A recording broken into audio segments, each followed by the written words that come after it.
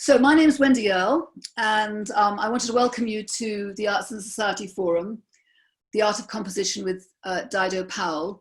This is the fourth in a new series of the Arts and Society Forum, which has been running for a few weeks now. And the idea of the series is to ask an artist what makes art work, what inspires them, what is it as an artist, how they've referred to the work of another special artist in terms of developing their own work, or one or two other special artists in terms of developing their own work. What in a way got them going and keeps them going. And it's kind of built on the principle. It's based on the principle of standing on the shoulders of giants. So that's the motivation of the series. Arts and Society Forum is part of the Academy of Ideas. And the Academy of Ideas runs lots and lots of different forums and discussions. And if you're interested in wider issues, from education to social policy to general politics, then go to the Academy of Ideas website and you'll see a whole list of events there. And Academy of Ideas, all of these events that the Academy of Ideas is running on Zoom at the moment are free. But the Academy of Ideas obviously doesn't run on an empty tank. Well, it is probably running currently on an empty tank, but it ideally doesn't want to run on an empty tank. So if you have any spare cash lying around, or if you want to make any kind of donation, please go to the Academy of Ideas website and press the donate button and help them continue with the work that they've been doing all this time. I have to say that what I feel they do is really give an opportunity for really open and free discussion. And that is the culture that anybody who runs a forum like myself is keen to develop. So that's what we're doing here. Okay, so Dido Powell will be talking today.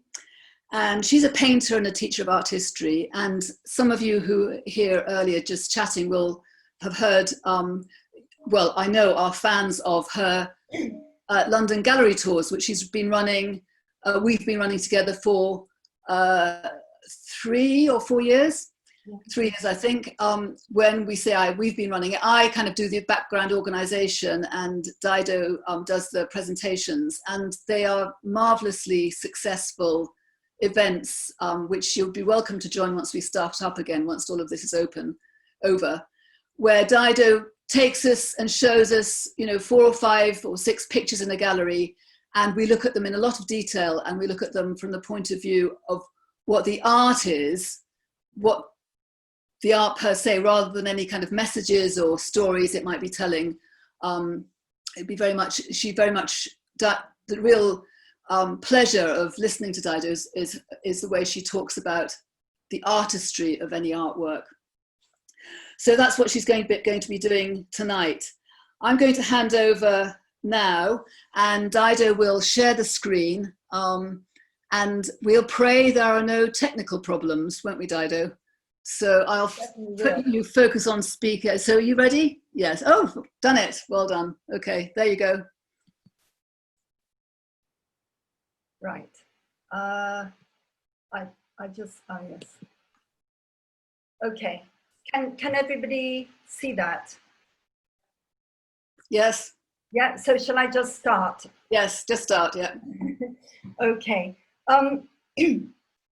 Well, I was asked to choose an artist or paintings that I think have inspired me, and it's very difficult to sort of single out one or two, but I have chosen 2 paintings that had a big impact on me when I first saw them, which is actually quite a long time ago, and they're both from different centuries. One is 20th century, one's 19th century, and the subjects look very different, but I'm going to talk about them and say what it was that attracted me to them, what I feel I've learned from them, and what powerful qualities they've got. And so begin with, I thought, well, what are the qualities that they share that could cross the centuries and could have meanings that would go on, you know, well beyond the time that they're produced. And there was one idea behind my choice, is that I've never liked the differentiation between abstract and figurative art, and the notion that you have to decide which camp you're on. So, you know, often now it's sort of, if you're figurative, it means you're traditional, it means you reject conceptual art, you reject lots of abstract art.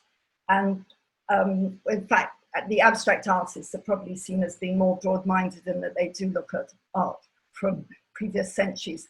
But so the works that I've chosen, both the messages are created through very strong geometric structure, and they're both really powerful compositions. But why they're so good is, the point is, the composition's power is at the service of a very pressing idea. And this is what I feel is very important for artists. You don't just work to produce pretty pictures. You have to have something to say. You have to have an idea that inspires you. So the large painting on the right is Gericault's Raft of the Medusa.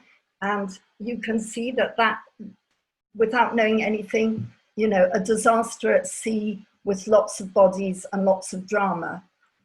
And the one on the left is The Three Dancers by Picasso. And actually it's also full of a great deal of drama. They're on the money. These colourful pops, they do sort of, you know... Well, Tyra, can you mute yourself? Really, you know, right... So I just sort of throw out some words that I think they both share. Both pictures are very large. Jericho's picture is absolutely enormous. It's 15 foot by 21 feet. Picasso's painting, I haven't got the actual dimensions, but it's very tall. The figures in both paintings are life-size. So they're both monumental, assertive, and very powerful statements. And they're both dramatic. Each painting is crowded. And in my own paintings, my tendency is to overcrowd a painting. And the modernist view is you should empty out and less is more and don't overcrowd. But I can see I'm actually quite drawn to crowded pictures. They're both very passionate. They're both based on very intense stories. And they both are the result of an enormous amount of research and studies. Also, they both connect to actual events and deal with life, death, desire, and the intensity and the passion and the pathos of these notions is conveyed through dynamic composition. So there's a vast amount of information available on the Raft of the Medusa because it's a painting that tells a great story. So just to put it in context, Gericault painted this in 1817 to 19, and it depicts an actual event that took place a couple of years earlier. And he had been, he wanted to do a sort of masterpiece that would set him up, you know, that would really show all his talents and get him fame. But he hadn't landed on a subject that really appealed to him. And this painting has lots of heroic and dramatic qualities that would connect maybe with the Baroque era. But why it's such an extraordinary picture is actually he chose the subject himself, and it's a non-heroic, heroic painting. It's a painting that is about mistakes, a sort of ineptitude, corruption, and it's the sacrifice of people for no reason whatsoever. So it's very radical in that respect, but he draws upon the language, the compositional and the stylistic language of grand heroic paintings that would be normally produced to serve a sort of stoical idea that would back up a regime or a great historic event or a great biblical event. And this picture is also often discussed in terms of the composition, which is very dramatic. So you basically have, a theatrical event taking place in front of you, and you can see a sort of sharp triangle piercing coming out towards you. So the picture, this group of figures is tilted on a raft, almost tilting into the viewer's space. And this is a very Baroque characteristics, to try and have objects that come forward so that the viewer's almost stepping into the scene, and everything is tipped slightly towards the viewer. And then you see, okay, you've got sea, you've got a wave, you've got some wreck, it looks like a raft, it is a raft, and you've got a crowd of people, and when you look hard, you see that obviously some are dead, some are injured, some are collapsing, and then there's a sort of crescendo from the left-hand corner, from here up to the top, of figures reaching forward until you get to the summit. And it's almost a visual crescendo of a strong diagonal going right across to the summit of the picture, where you see a single figure set against the sky,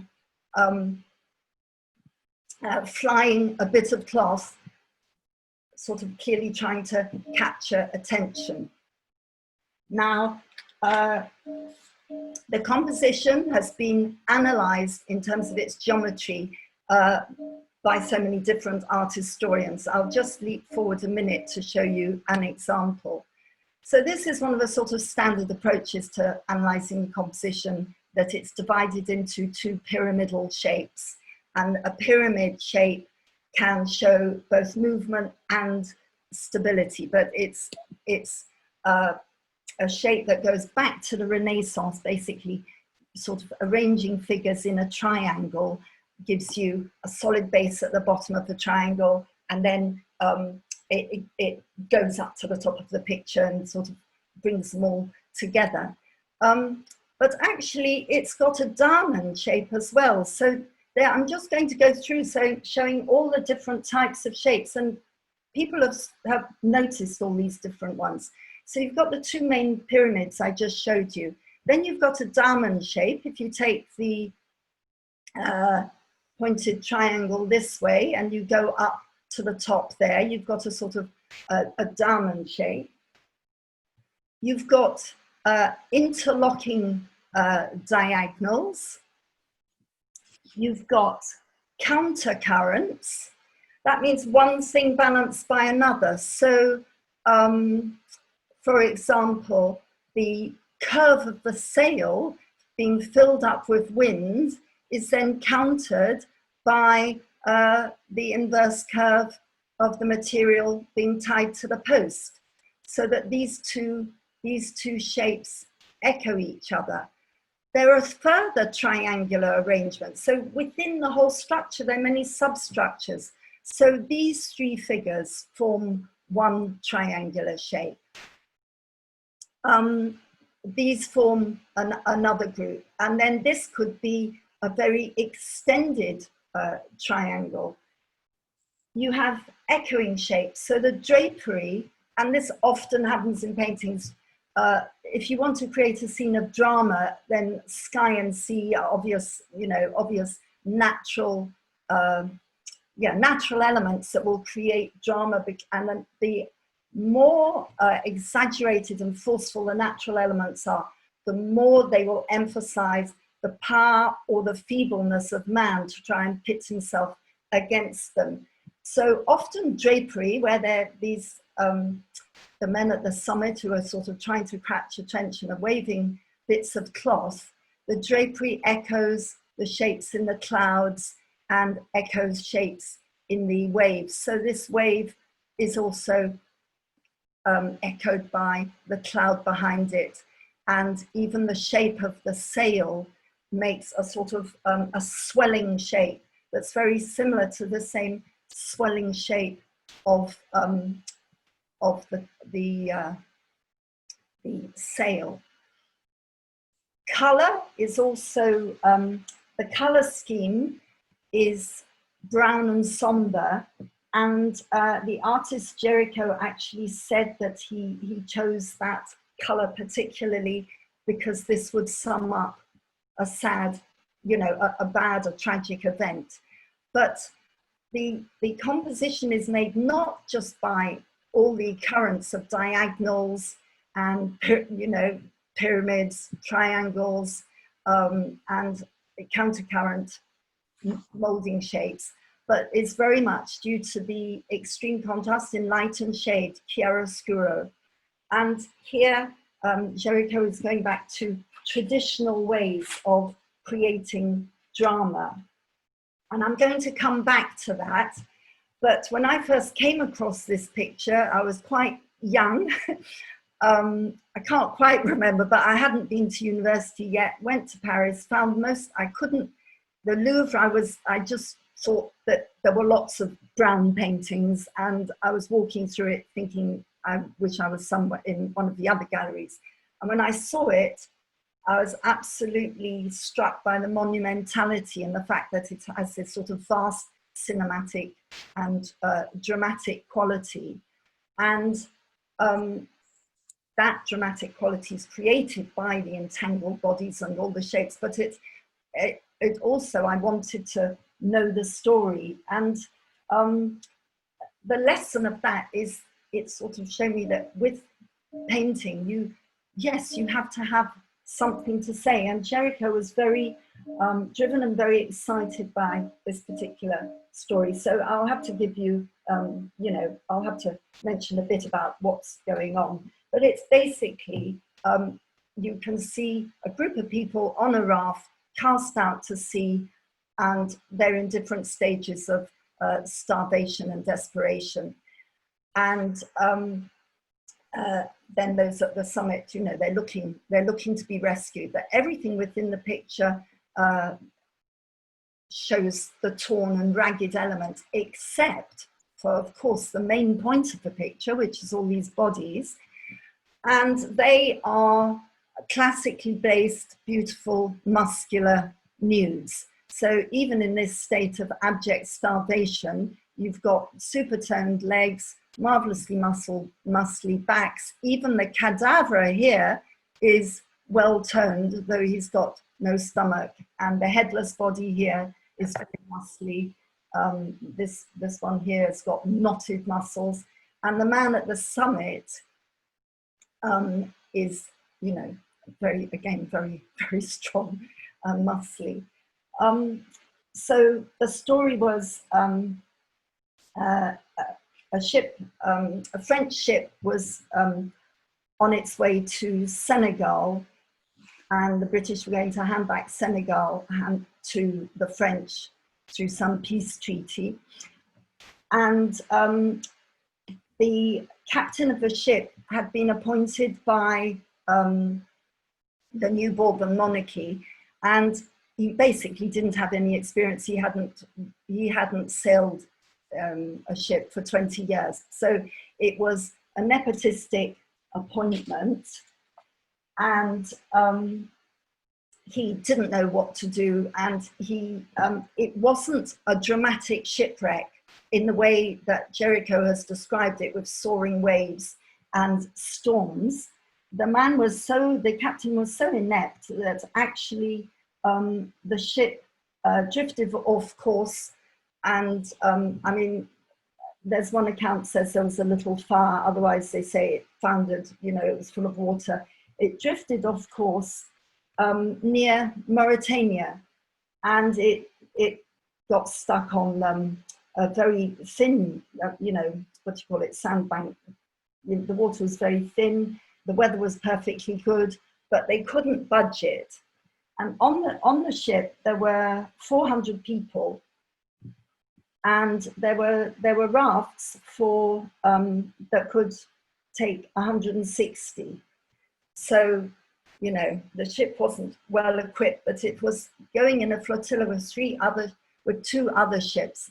Anyway, to just sum up, the captain obviously took the best lifeboat, and it was decided that some other officers and the new governor who was being sent to Senegal, that they would be in a couple of smaller lifeboats, which could have taken more people, but they wanted to sail in comfort, so they didn't. And a raft was made, and originally when I looked at the picture, I thought, how on earth can you make a raft in the middle of a disaster? Well, they were stuck for 5 days, unable to shift the boat, and so actually the raft was made, and then the raft set off being towed by the lifeboats, and when they, you know, got into mid-sea after a few days, the lifeboats decided that the rafts are holding them back, and they cut them off. So this became a very a big event that was then heard about in Paris, and 160 people were put, you know, went on the raft, and 15 survived. They were at sea for 13 days. So only 15 survived. And this became a very big political event, because it showed up the nepotism and corruption in the government, that they had actually appointed a captain who hadn't stayed with the ship and who had just allowed this to happen. And out of the people who survived, there were a couple who wrote a report about what had happened. So it's a very interesting picture, because it's responding to contemporary journalism, but the composition relies on Baroque use of diagonals and circles and high drama and theatrical lighting. And the heightened feeling in the picture relates to the Romantic movement at that point in the 19th century. Well, Gericault suddenly thought he had a really, you know, really good subject to explore, and he interviewed the survivors, and he collected, he was very thorough in collecting drawings of everything, and the whole process is quite gruesome. So he had a especially big studio to build a model, a life-size model of the raft. He also made a clay study of people on the raft to try and get the thing exact. He recorded all the interviews. He got hold of parts of corpses. He went to the hospital and actually got severed legs, severed arms. He drew actual corpses. He went to the hospitals to draw the sick and dying. So all these, so he amassed a great deal of studies based on sick and dying people. As well as that, he also got actual models to do sort of classical life drawings from. He went to Le Havre and he studied the types of clouds, the effect of clouds, the water. So everything was based on a vast amount of drawings. And in some accounts, they say that the final product is rather stiff compared to the freedom in the drawings. He included the portraits of the two survivors who wrote a pamphlet. And in choosing the episode of a story, he probably chose one of the least dramatic episodes, because there are all these accounts that there was cannibalism. They threw 60 people off the raft almost within the first couple of days. Cannibalism, murder, you know, everybody was going completely mad, and there'd only been left a couple of barrels of water that had tipped out fairly early on, and some biscuits and some wine. So the episode, clearly Gericault wasn't actually going to go as far as to show cannibalism. The episode he chose to show was the final moment where a tiny mast of a ship in the distance is shown, and there might be a hope of being rescued. But the picture took on a lot of political meaning. One writer said it was on this raft, you could see the whole of France on this raft. There's the man at the summit is a Senegalese shipman, and there are quite a few Senegalese in, yes, here in the painting. And this, the restoration of the Bourbon monarchy was not something Gericault was keen on. And having had the revolution, there was a lot of discussion which Gericault was interested in general emancipation. And this does connect to the revolution by the slaves in Saint-Dominique, which is now Haiti, the Haitian Revolution, which took place in 1891, so just 3 years after the French Revolution. So I really liked the fact that this was a story that you could go into and into further and further, and that it had that passion. But unlike other heroic paintings, this was no cause that was worth dying for. It was the corruption and the ineptitude of the captain and the uselessness of the government, the sort of the cover-up.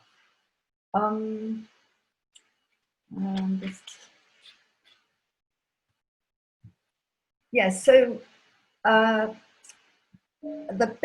are certain parts that I found particularly exciting. I really like the way the ropes have been tied to this ragged mast, the way the material's been wrapped around it, and the way one bit of the material wrapped around the mast then goes through this father who's nursing, you know, who's grieving over his dead son, and then the material on the Arab man's head. This also is another line that absolutely echoes the curve of the sail here, and the line going through the man's arm here, going right up through this man's head and then through the sail.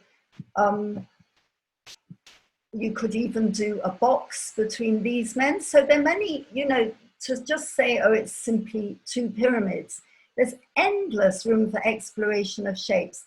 And in fact, one art historian said that right at the summit, you in fact have a Greek cross. So a sort of feeling of, yes, it gives it almost a religious feeling. And the muscularity of the figures and the drama, Gericault was very influenced by Michelangelo's figures. There's a figure of a man holding his head. Oh, where is he? Oh, I think he's just in the corner. I don't know if you can see him. There's a figure of a man crouching here, holding his head. This is a man that is very similar to a figure in Michelangelo's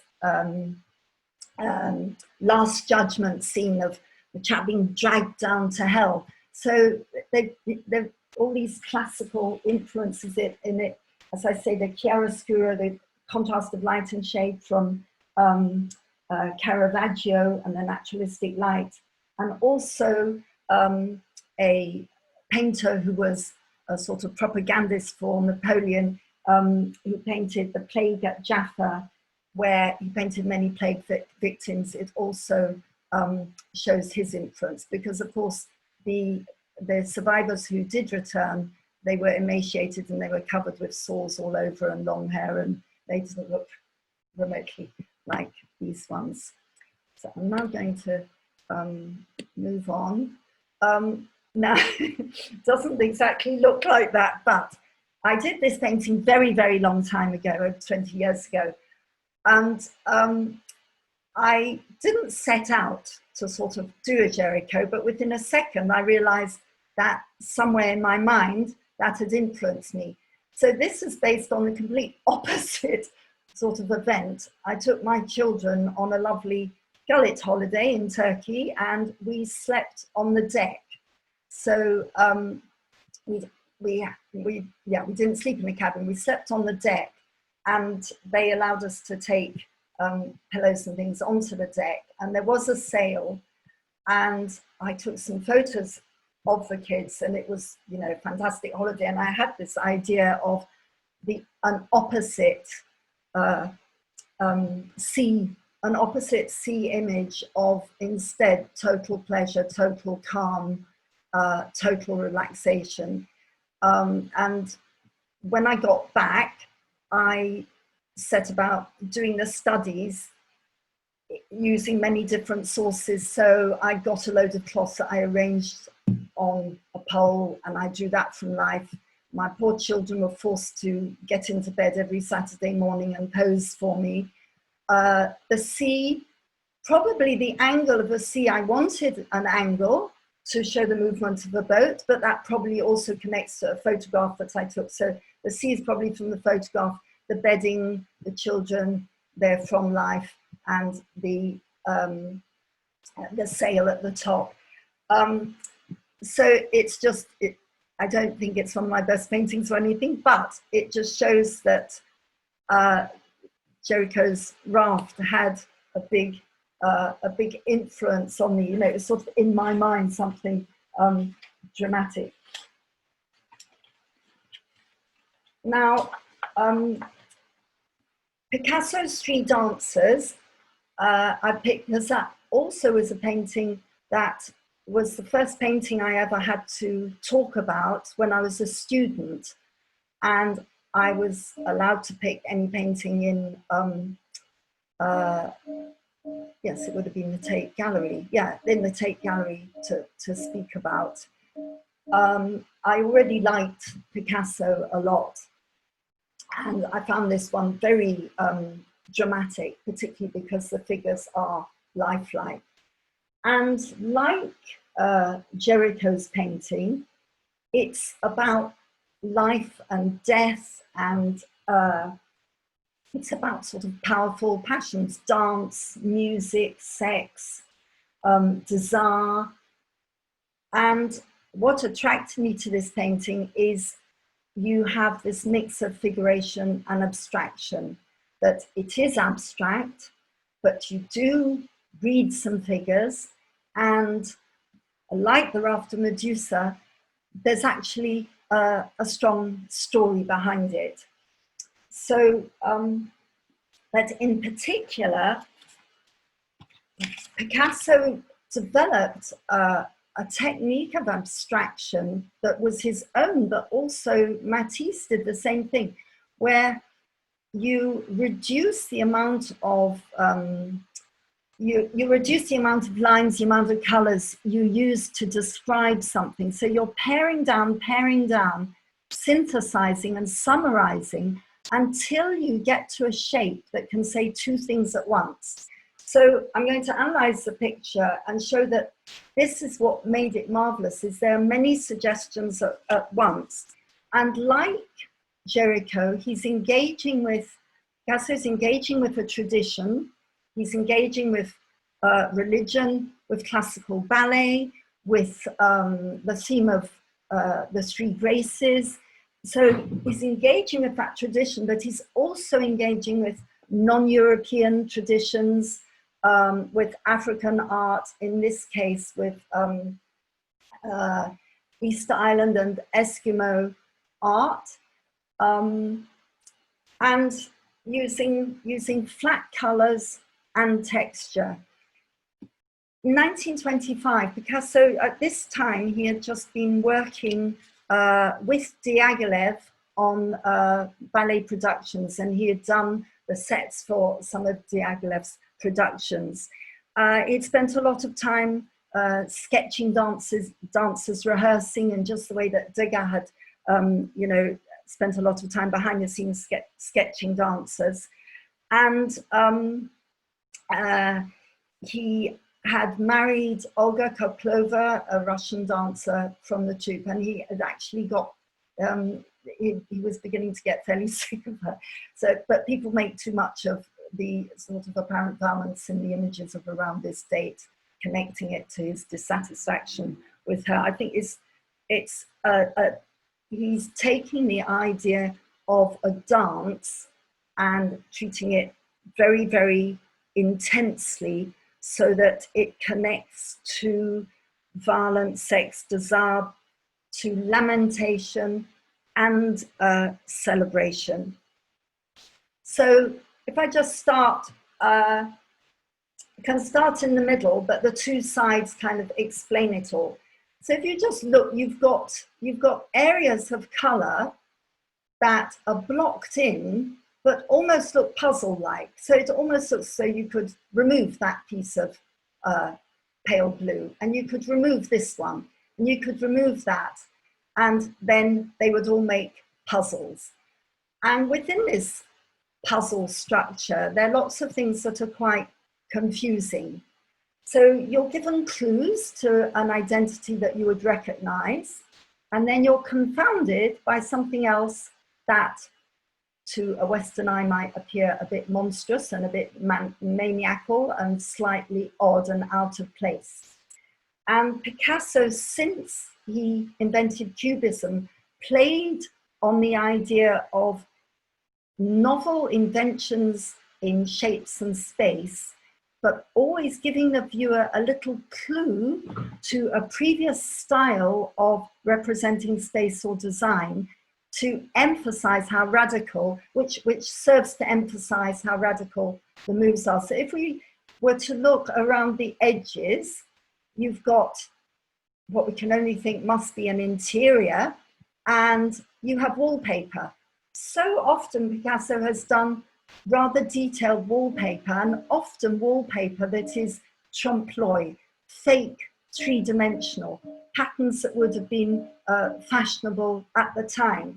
So the wallpaper, which should be the flattest thing to paint in a painting, has an element that's more three-dimensional than the bodies of these three figures. But then you're left saying, well, are they three figures? What on earth's going on here? You've got a black outline, a silhouette that's rather large. Then buried in the silhouette is a very thin head of, is it a man? Is it a woman? I mean, it's quite hard to see. And then you've got this white jagged shape. The jagged spike could be a breast, and the white line here could end up as a foot. So maybe that is a female. Then the giveaway as to what the setting could be is this angle here. So we read that as a door. And the other giveaway are the lines across here, that you would read them as a balcony. But then you've got all these echoing shapes. So is this the handle of the door? Is this attached to a breast? Or if it is it attached to this white bit? Or is it part of a brown bit? And then you go here, and if you isolate this, you know, this could almost be another sort of weird face. So the figure, you've got one breast in profile, you've got another one as a little circle, and then you've got the eye that's been completely turned round and cuts through the body. So the whole putting together of the different bits, it's as if this is a cut through. And if you were to then take the cut theme, you'd say, well, what is that? I mean, this is completely jagged, as if a saw has been taken to the picture. And then another cut through. Oops, sorry. And this figure relates very strongly to the central figure in an earlier painting that Picasso did that really shocked audiences, the Demoiselle d'Avignon. And the eye that has been placed on its side, this actually, the vertical eye relates to ideas of double parts. So it relates to actually Eskimo masks where face is divided between night and day. So the division gives a contrast. It could be night and day, it can be tragedy and comedy, it can be the sensual life and death. And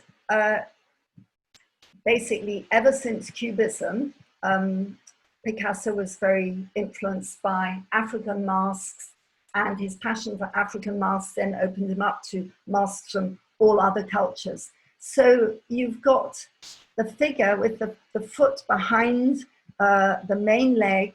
He did many studies of pirouettes, you know, when working with Diaghilev. So you have a pirouetted figure apparently, but then the two arms reaching up like this are cruciform.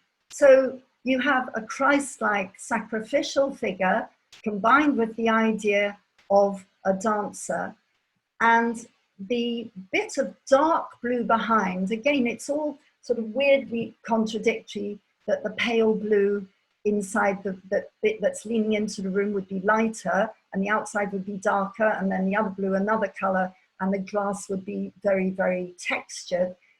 The blue gets darker as you go through. So as you go down the body, you get to a dark blue, and then suddenly the bars of the balcony suddenly become very close. So this morphs into something like the striations on a tree, giving the double meaning of, is this a sacrifice cruciform figure? And very shortly after this, Picasso did do a crucifixion, and he looked at the Einstein altarpiece. He looked at these very, very expressive depictions of Christ's figure.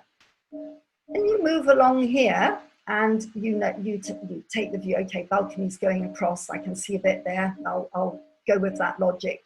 And then suddenly there's the cut here. Again, it could be different things. Yes, it could be the blue coming through the balcony. But then, taken in the context of it being a woman, suddenly, then that is her sex. And then you come up and you have a crook in the arm. But because you've got the red circle with the stripes across, it instantly becomes a nipple. But then you go up and you find another, you take it, okay, this is a breast. She looks like she's wearing a sort of Grecian shift that has fallen off. So is this a Maenad, a sort of Greek Maenad dance? And then you go up and you find a teapot, you know, with a sort of a lid with a handle that is also a nipple shape. So nipple, nipple, and nipple. So then that's rather strange. But then if you take the theme of music, of dance, you go to the music theme, and then this is tambourine held in the crook of the arm. Again, you've got the Eskimo business of reversing the features, you know, the eyes that have been tipped over. And then the mouth, this is a very interesting one, the mouth that's been tipped on its side and with little teeth. This, it connects to the eye tipped on its side, but it also relates very strongly to a surrealist idea, Freudian concept of the vagina dentata, so a castrating element. So the more classical figure in the middle is less threatening, and this is the figure doing a more maniacal and a more active and vigorous dance. And so she is sort of perceived as, you know, she's expressing something of greater violence. And Picasso had met André Breton, the sort of founder of Surrealism, poet, you know, he was the one who introduced artists to Freud, and Picasso was very taken by their ideas, and he was moving with Miro and other artists, and equally well, Breton felt that Picasso was, you know, very powerfully surrealist in his work. If you come around to this area and you look at the feet and you look at the fingers, in fact, we'll look at the fingers and the feet of all of them.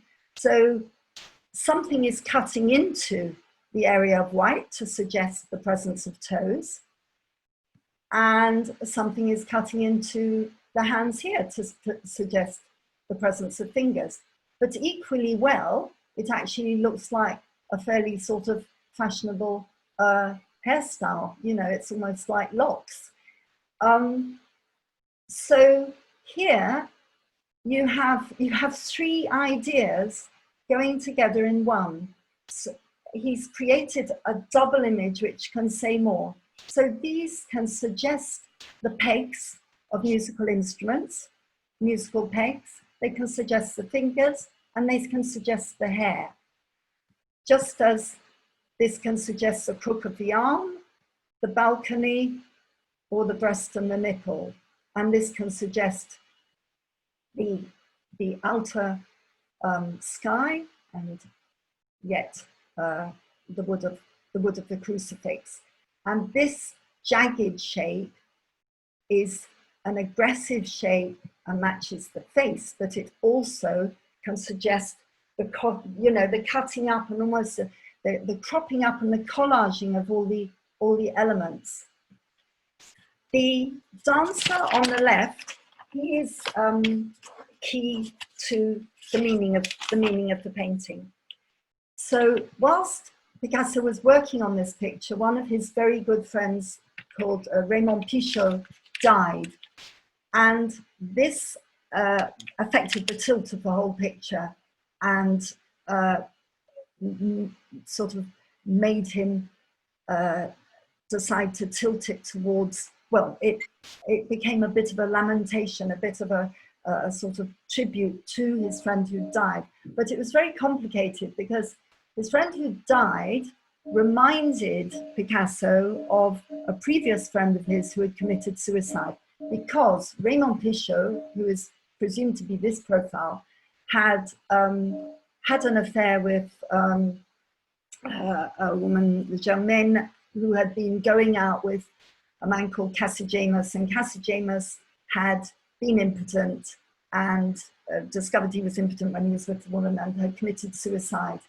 And Pichot's death reminded Picasso of Cassijamus's death, and it all connected time he'd spent in Barcelona. So it was a sort of a double reference to these figures. And I think the fact that there was this added story about life and death, dance of death, and his involvement with the ballet, and his desire to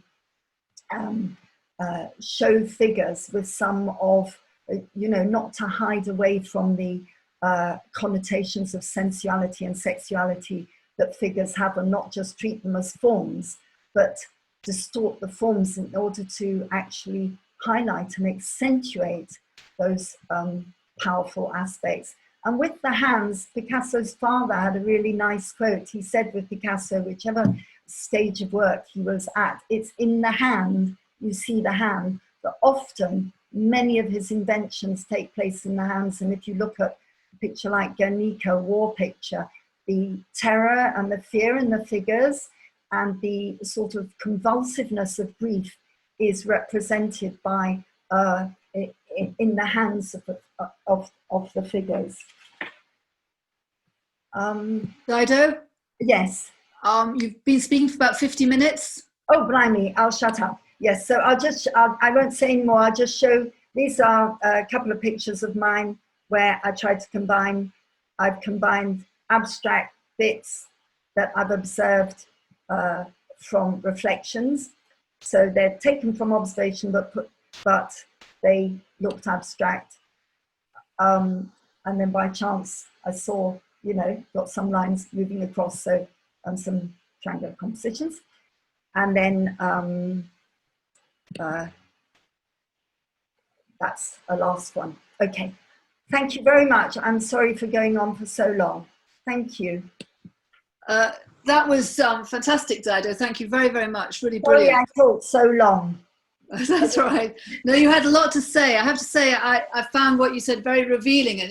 And I think one of the pleasures of listening to you and being part of your tours and listening to you talk about paintings is that we don't spend, the natural thing is not to spend a huge amount of time with paintings. You sort of look at them maybe for 5 or 10 minutes, but you don't necessarily kind of go into them in that kind of depth.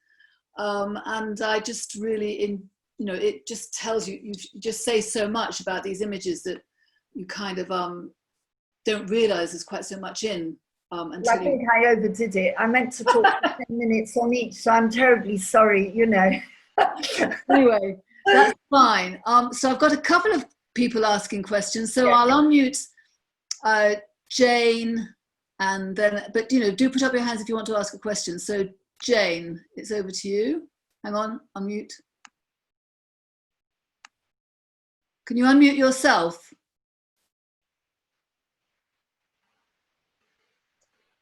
Yeah, Dido, you started off saying you were trying to show that there isn't an abstract versus figurative, and I think that's valid.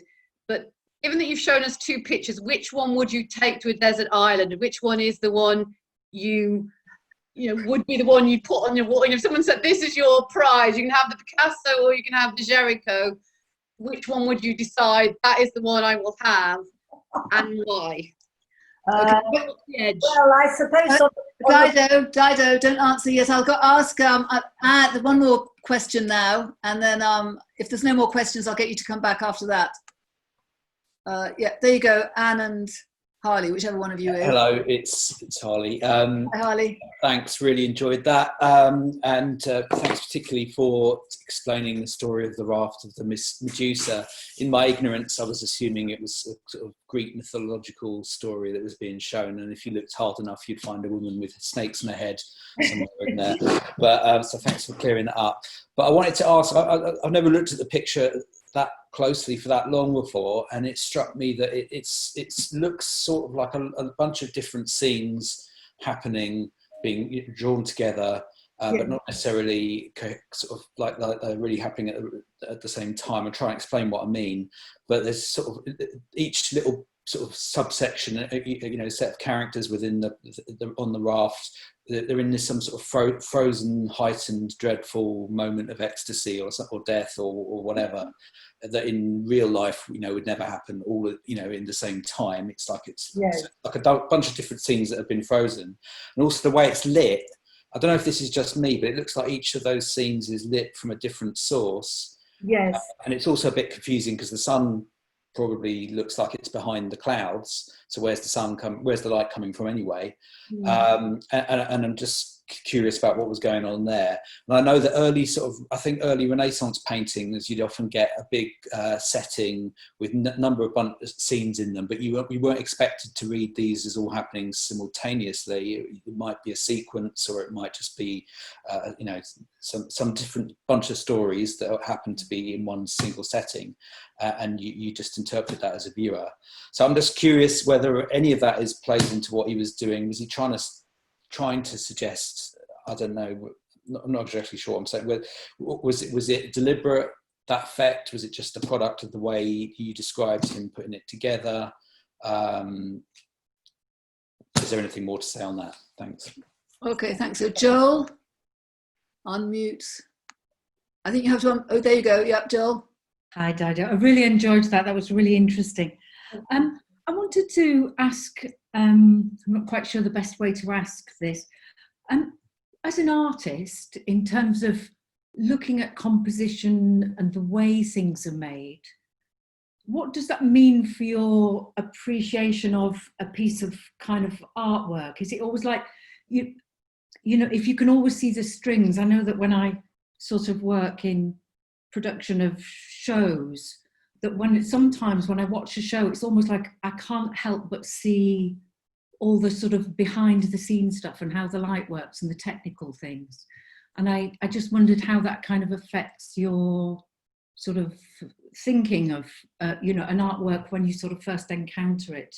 You know, do you feel that you're always kind of looking at how it's done, how it's made, the composition, all of those sort of details? And yeah. Okay, thanks. All right, Dido? Can I ask those ones? Otherwise, I'm going to. Yes, yep.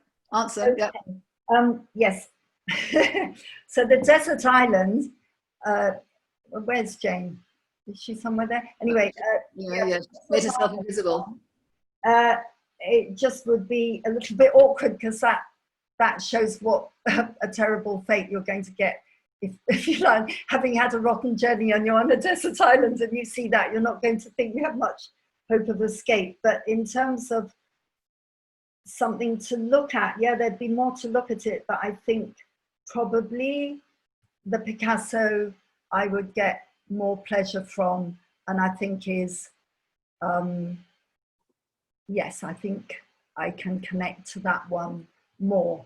So yes, there's lots of action that you could look at in the Gericault, but ultimately the Picasso, I think, has quite a lot of depth, and I like the layering. I like that, yeah. So I think I would probably choose that. But the Gericault's got a great deal going on. I just think the scene for a desert island would not give you a lot of hope.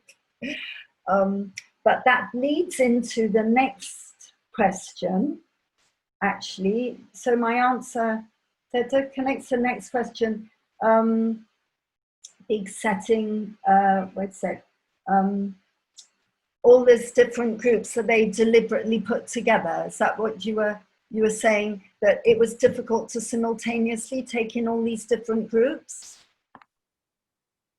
I'm not 100% sure what I'm even asking, but it's not. It doesn't come across to me like a single coherent picture. It's lots of different groups tied together with these different abstract shapes that you mentioned. But it's one. And I think you're right, and that was actually exactly what people at the time thought. He had done all these different drawings, and he was determined to squeeze them into the picture and put them all together. And so it isn't a brilliant picture in terms of being convincing in the portrayal of an event, but he was trying to balance two things. One, he was trying to work in a heroic style that would be considered serious and prestigious and would fit his contemporaries' notion of what a good artist is about and what a good artist should aspire to.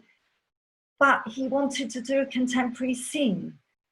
So there was that pull. He didn't want to do classic heroic subjects, but he wanted to make victims and, you know, a low-life sort of subject or just a scene of a disaster. He wanted to make it heroic in scale and in message. So therefore, you're right, there's something rather deliberate about balance this one with that one.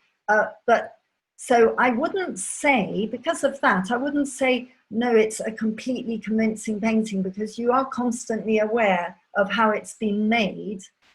But that's why I chose it, because as a painter, no, it's not perfect, but the whole picture is about striving for something. And even the way he's put it together, you feel that sense of a struggle.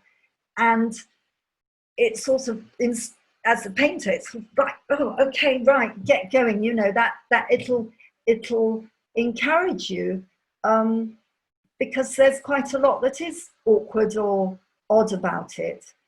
And some of the oddness I find interesting, but many people at the time thought that it, you know, they did look, I mean, the fact that he did a clay model of it, that really in the end, it was just a bit too stiff for words.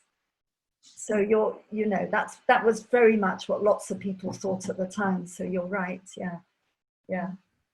And then the last question, yes, do you see a composition? Yes, when you look at a picture, immediately, do you see composition? Well, on that one, it depends entirely if composition was one of the things the artist was really thinking about.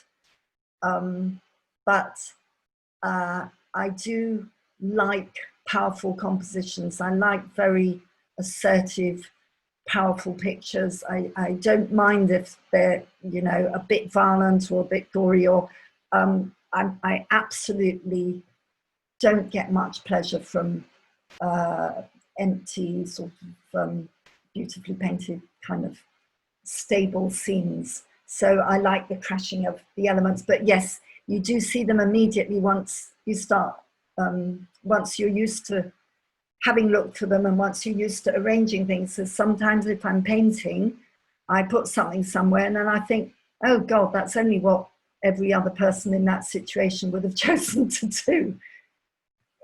So I think you do, yeah, composition does hit you, and equally, if you don't see any composition and you can't quite get into work, that also can be a bit of a barrier for me to engaging with it. Okay, good. Does I've got 2 or 3 more questions, so I'll ask them now. Jenny, unmute you or unmute yourself. Yeah. Okay. Okay. Dido, that was really very inspiring, I must say. Oh, thank I've got two sort of kind of questions. One on the interpretation and one on a sort of technical question. In terms of interpretation, I had actually read the backstories for both pictures. Yes. But of course, your explanation of the composition and shape and color and all of those aspects really brought them to life. I must say, I found the shipwreck quite stunning in a way, because if you know the backstory, you can really read the horror into that picture, I think, without seeing any cannibalism or anything else. So yeah. I thought that was really good. I really needed your interpretation of the Picasso, though, even knowing the backstory, just to understand more about the choice of shape, the sort of almost symbolism, if you like, in the pictures. So I thought that was very helpful indeed. Oh. The technical question I've got is on the shipwreck one. I understand that it's very, very dark, obviously, and it's actually quite difficult to distinguish. Yes. Quite a lot of detail in it, and I believe it's had something to do with the technique and the paints used. But my question is, what do you think about the sort of new technical ability that something like gigapixel, you know, the Google, this fantastic new camera system they've had for quite a long time, which actually is a very, very advanced system of sort of laser and sonar scanning. Yes. And I bring that up because there was an article in the Times today of how they have used that camera to actually really get to know something like the Last Supper, Leonardo's Last Supper, in huge amount of detail. And I wondered what you thought about, you know, the application of something sophisticated like that apparently gives you a million pixels definition. If it were applied, you know, to that picture, would it actually bring to life in a way that restoration, of course, couldn't possibly do at this stage? Okay, wait, Dido. Sorry. Thanks, Jenny. Good question. Interesting. Nancy, unmute. Yeah, there you go, Nancy. Yeah, I loved that. That was so great. It makes me just want to go look at those paintings in real life.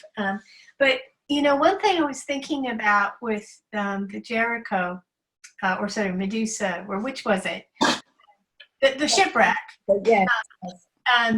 It's so interesting to me because those triangles, they seem to run through almost everything. I mean, I was looking through some old things that I had done, and I realized I have one composition, and it's a triangle. So I thought that was interesting. And then it occurred to me that you know, when you look at the Picasso, it's almost like you have the triangle, but it's been rotated so that it's facing backwards.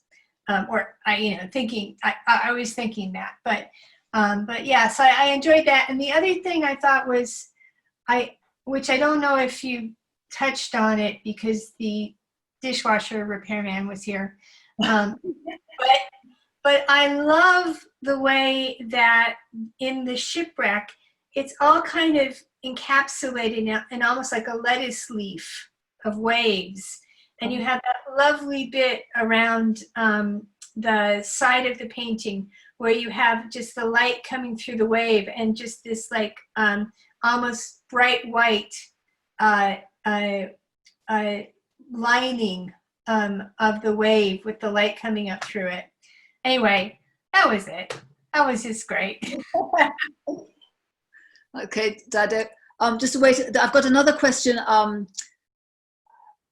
Anne or Harley, but I'll unmute you. I've just before I unmute you, either of you, I'll ask a question from the chat, which is Jackie asking, was Gericault very political?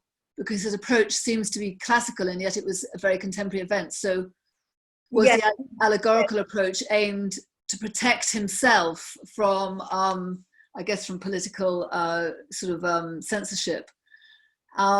And Syra Law is just pointing out that each set piece in the Medusa is about a range of human emotion. So it covers despair, resignation, hope. Yes. And yes, I noticed that as well. Okay, so, Dido, I'll let you come back and then I'll ask Anne Harley or Harley to speak, whichever one of you it is. Anne, all right. Okay, Dido, yeah. Okay, so the question about the pixelated process. Who asked that? Yeah. Yes. I'm not very up on that, but from what I've seen, I think it's excellent. If it shows you more, then that's great. But the thing to remember with that is often what's underneath. It's underneath for a reason.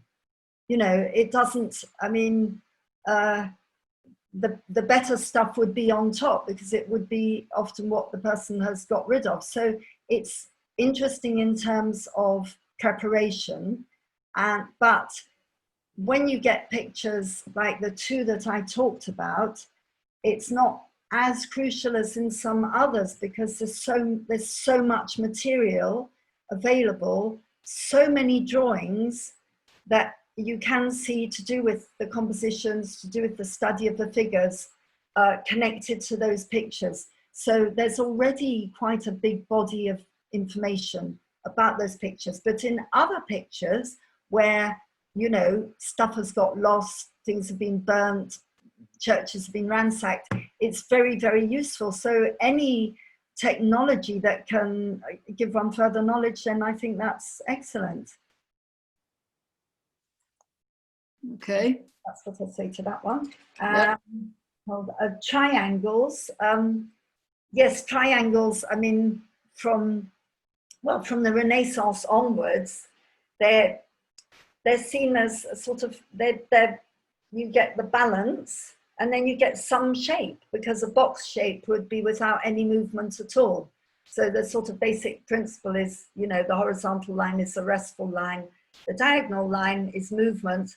So if you get two diagonals coming up to a point there, then you get some movement, and it's sort of key shape in architecture. shape in religions. Yes, it's a satisfying shape that I suppose combines different elements. And then, yes, no, you were that. Thank you very much for your observation about the waves. I didn't get onto that, but you're dead right, and it's absolutely lovely the way the white comes through those edges. And I didn't get around to also talking about the very thin water at the front that's you know, done very delicately. And he had spent ages and ages studying waves and clouds, and that sort of connects to the whole period of enlightenment, you know, wanting to gain knowledge of everything, wanting the sort of scientific studies, you know. Yeah, so thank you for that. And what about the question of his political, was he sort of... the political one, yes. Yeah. From what I gather, he was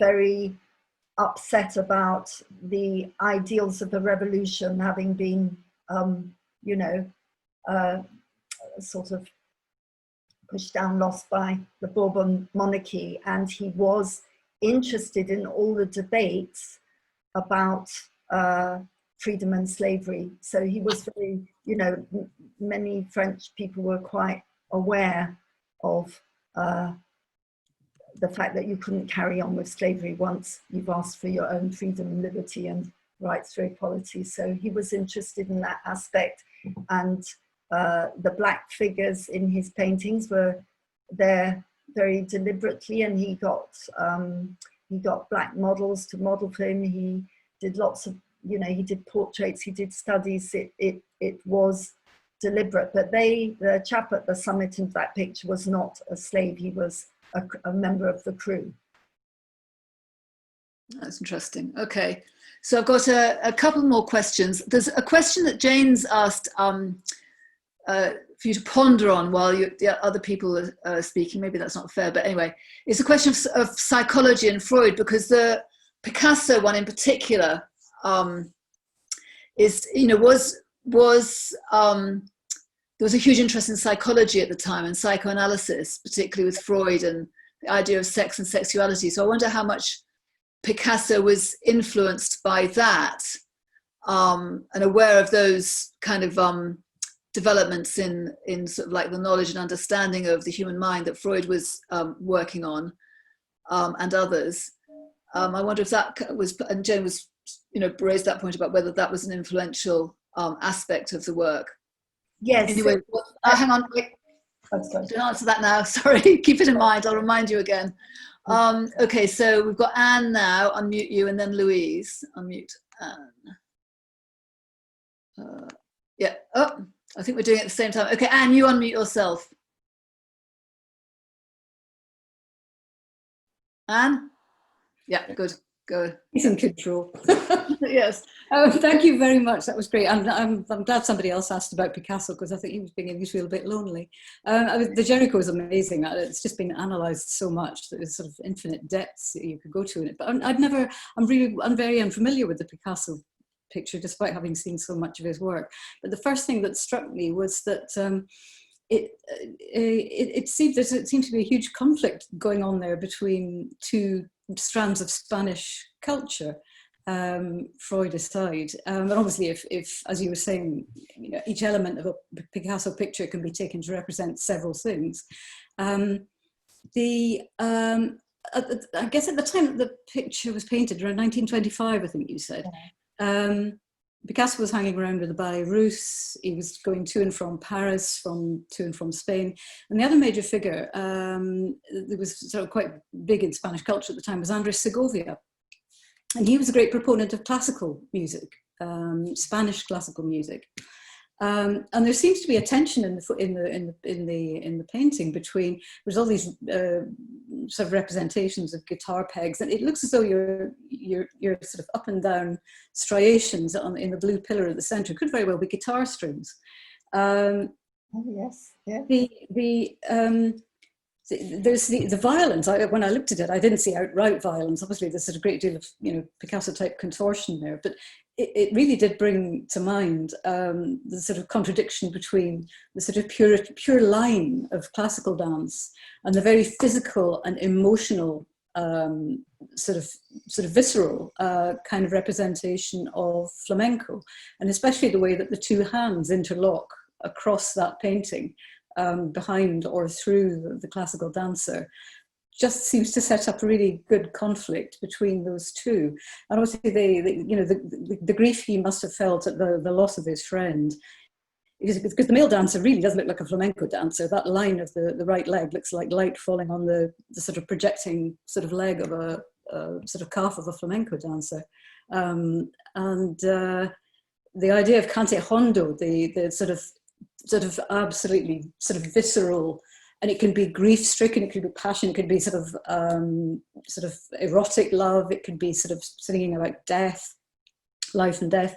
But it just seemed to sort of depict the sort of to and fro between those. I mean, Picasso and Segovia did know one another, and I think I love the wallpaper in the background as well, because it just looks like the wallpaper in a million Spanish dossy bars that they would probably have, because at one point Segovia and Lorca went on a bit of a pilgrimage around Spain trying to find the connection between Spanish classical music and Spanish culture. So Lorca and Picasso not so much. I think Lorca was more associated with Dali. He fancied Dali, didn't he? It did just seem to be that it was a real sort of tussle between sort of Spanish, sort of flamenco, sort of gypsy type culture and the far more pure classical culture, and the painter being caught between these two worlds equally at that period. Good point. Oh, yeah. Okay, Dido, wait a minute. I've got a couple more questions. Louise, and Dido, you don't have to answer every single question. Oh, okay. Point, just sort of like come back on anything you feel like. yeah. Anything you feel like you want to. You feel. I cannot. I've got something to say to the last question. Good.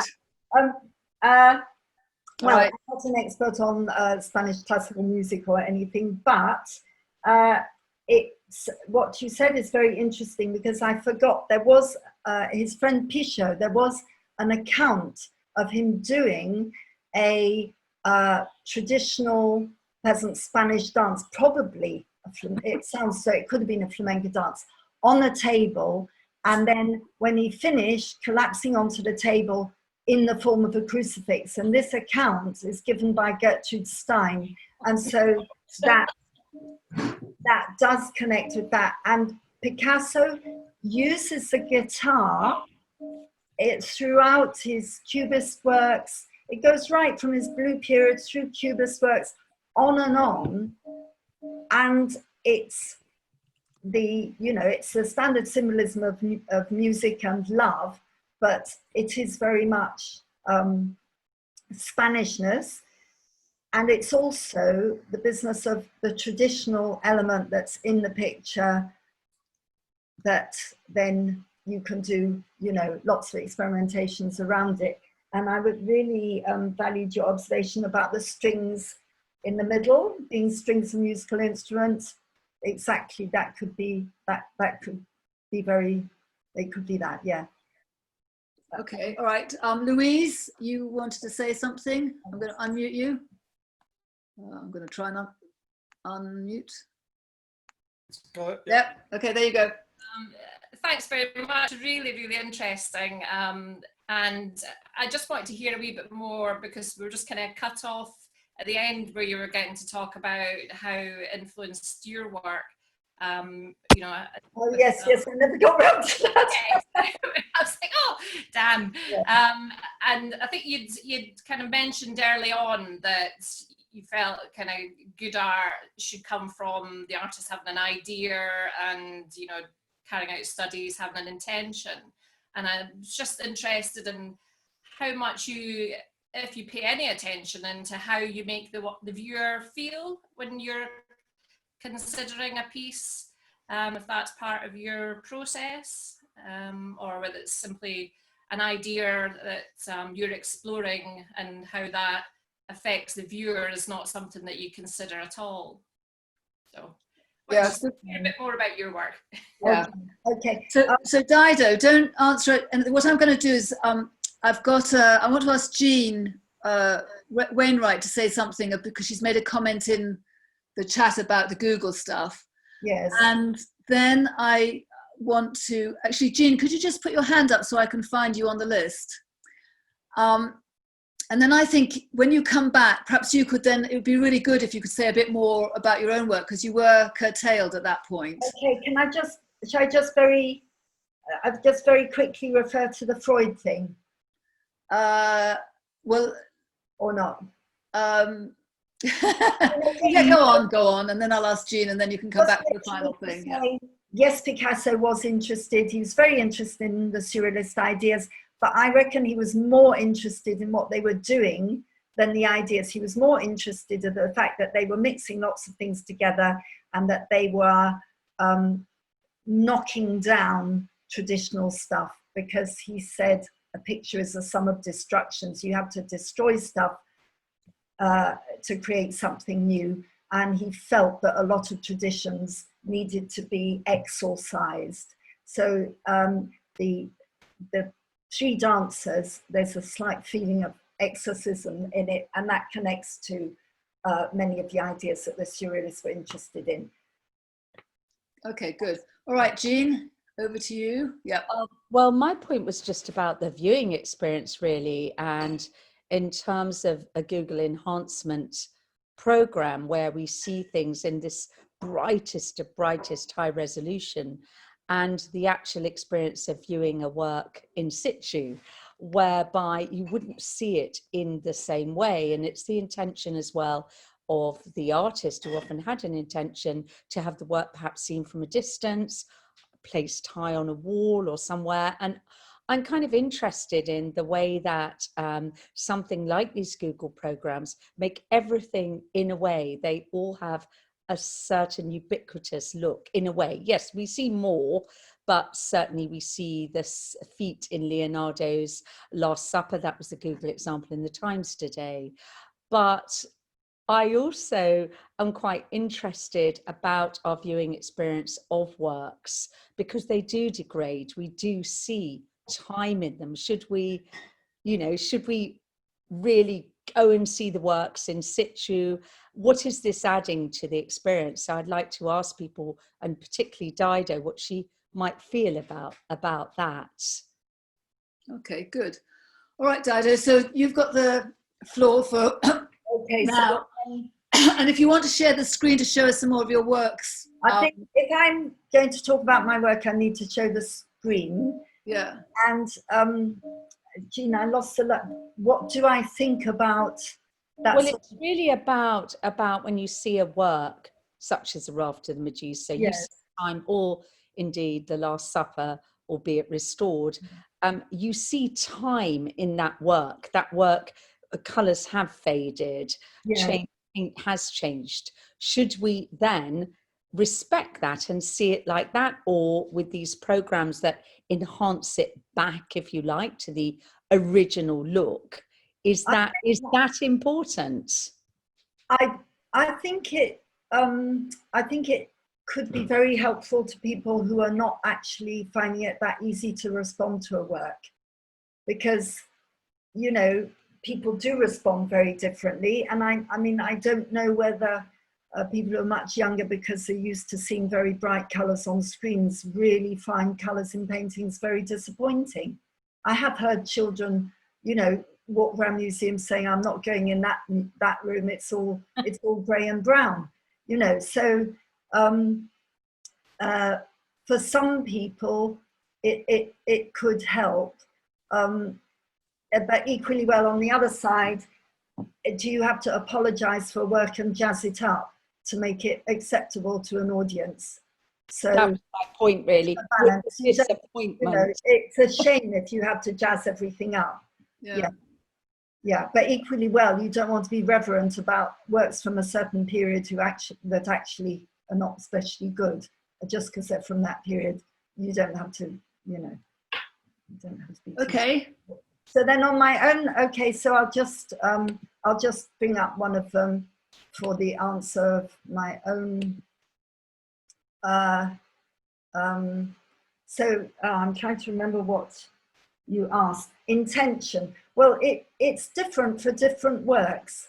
So when I did this painting is probably one of the most deliberate compositions I've ever done, where I had collected a series of images and I had probably sort of put them together in different ways, but they're all based on looking at something. So I think in this one, my intentions were fairly clear, and they were to capture a feeling that I had in front of the scene. So it looks as though these triangles are floating, but the scene is taken from a park in Nice that had these little fountains that come up through the paving stones. I think these paving stones weren't concrete, they were quite nice paving stones.